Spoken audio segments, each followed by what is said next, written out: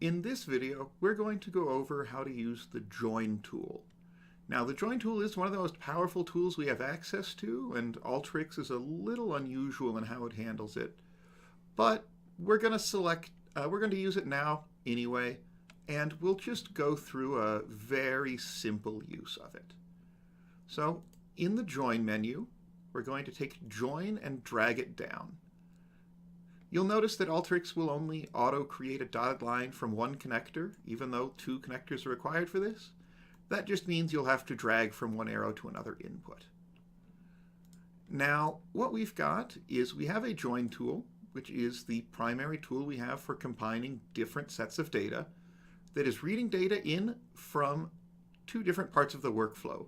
One that reads from our raw data source, so our text file that we're reading in, and then selecting and changing the data types and imputing nulls. And the other will be the text input, which was the name we just created. Kai, or you can try with your own name, or whatever other name you would like. Now, in the join tool, there are a few different options. The most common use for the join tool will be joining on a specific field.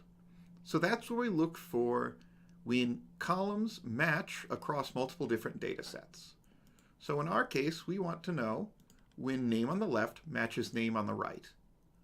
So that would be when there is a name from our unisex names file that matches the name that we put in our text input, then we care about that row.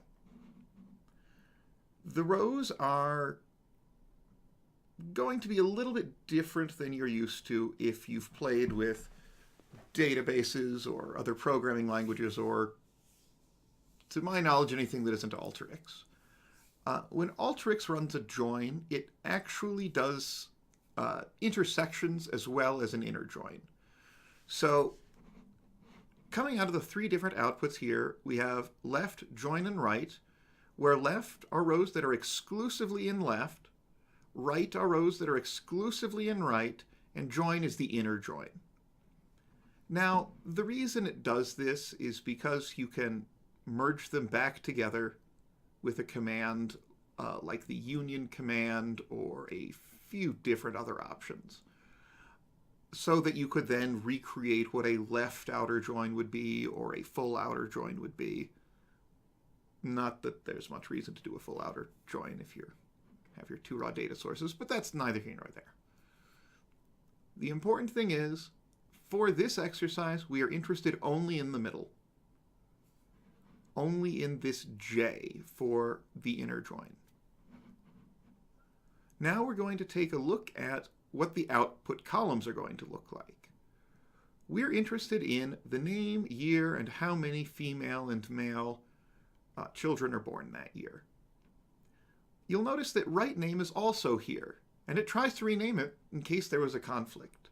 That's because Alteryx doesn't know that we're going to be joining in a way that forces the two names to be equal. In order to avoid getting redundant information, we're just going to uncheck the box for right, and again uncheck the box for unknown columns or dynamic columns.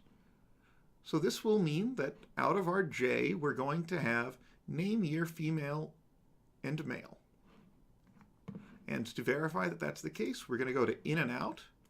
Then we're going to drag a browse tool, make sure it's coming out of the join, and then click run. It ran it nice and quickly, and then we've got how many times the names appear as female and male names over different years. For the name Kai, notice it has no other names here. So that's exactly what we were hoping for and expecting, so everything worked.